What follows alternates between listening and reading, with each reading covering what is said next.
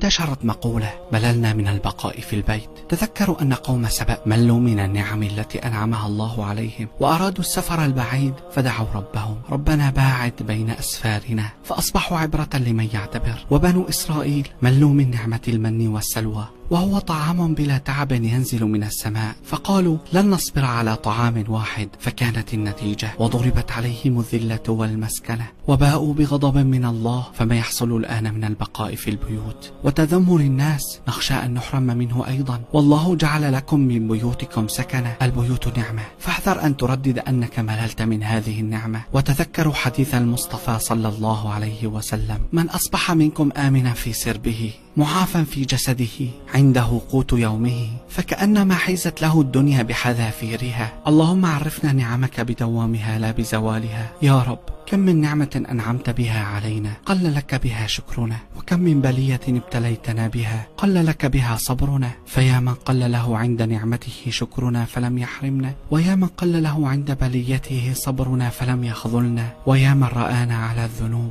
فلم يفضحنا. يا ذا المعروف الذي لا ينقضي أبدا، ويا ذا النعمة التي لا تحصى عددا، اغفر لنا وارحمنا برحمتك يا أرحم الراحمين.